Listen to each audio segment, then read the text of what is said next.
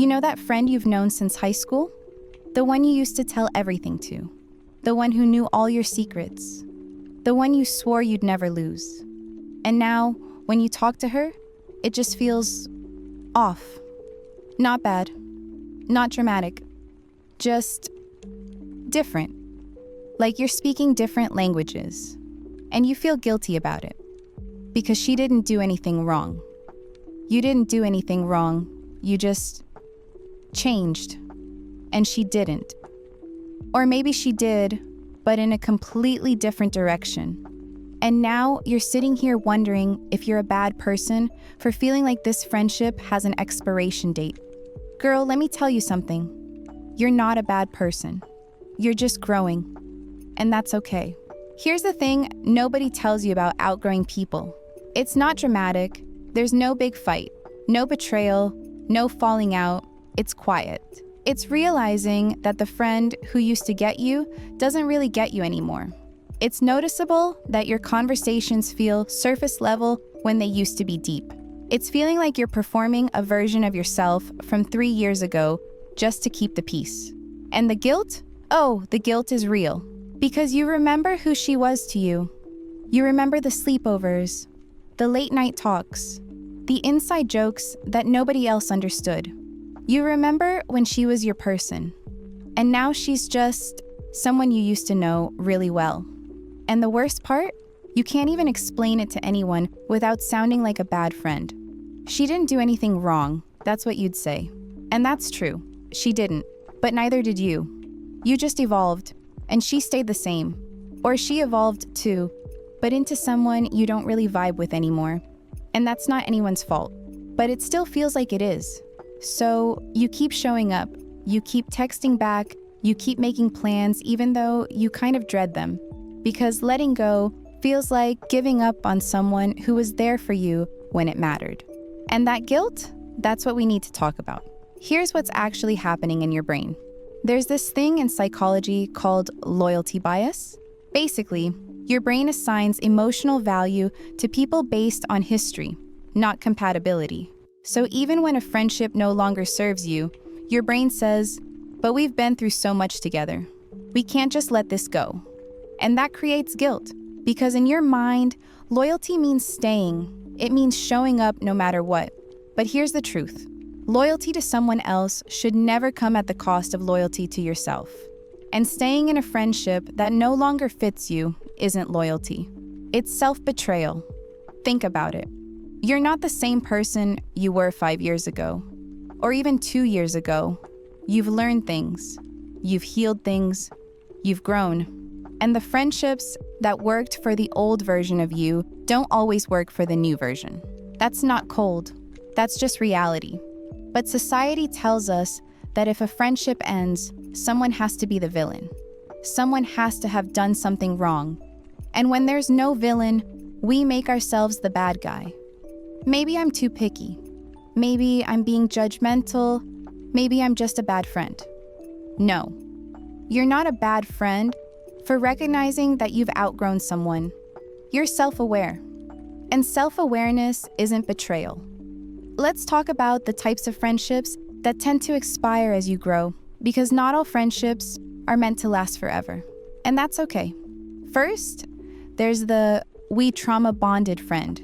You met during a hard time, maybe in college when you were both struggling, maybe during a breakup, maybe when you both hated your jobs, and you bonded over the chaos. But now that you're healing, now that you're in a better place, the friendship doesn't really have a foundation anymore, because the connection was built on shared pain, not shared growth. And when the pain is gone, so is the glue. Then there's the we've just always been friends friend. This is the girl you've known since middle school or high school. You don't even remember how you became friends. You just were. And for years, that was enough. But now you're both adults. And you realize you don't actually have that much in common. She's still talking about high school drama. You're talking about career goals, therapy breakthroughs, and life changes. And it's not that she's boring or you're pretentious. You're just in different life stages. And trying to keep that friendship alive feels like holding onto a time capsule that doesn't fit who you are anymore. Then there's the party friend who didn't grow with you. You used to go out together. You used to have fun. You used to live for the weekend. And that was great at the time. But now you're more interested in deep conversations, personal growth, and building something real. And when you hang out with her, it still feels like she's stuck in the same cycle. Same stories, same complaints, same energy, and you feel guilty for wanting more.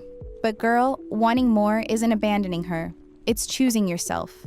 And finally, there's the she's still a good person, but we're just not aligned friend. This one's the hardest because there's no drama, no toxicity, no red flags. She's genuinely a good person. But when you talk to her, you feel like you're dumbing yourself down. You can't talk about the things you're learning, the ways you're growing, the depth you're craving. Because she's not there yet. Or maybe she's just on a completely different path. And it's not her fault. And it's not your fault. You're just incompatible now. And that's okay. Here's what psychology says about this. Carl Rogers, a psychologist who studied personal growth, talked about something called incongruence. Basically, it's when the person you're becoming doesn't align with the relationships you're holding on to. And that misalignment creates discomfort, guilt, cognitive dissonance, because your brain is trying to hold on to a friendship that no longer matches your values, your goals, and your energy. And here's the thing, growth is supposed to change your relationships. You're not supposed to stay the same forever, just to keep everyone comfortable. You're allowed to evolve. You're allowed to want different things. You're allowed to need different types of friends at different stages of your life. There's also this concept called seasonal friendships. Not all friendships are meant to last a lifetime. Some friendships are for a season, a chapter, a specific time in your life when you needed exactly that person.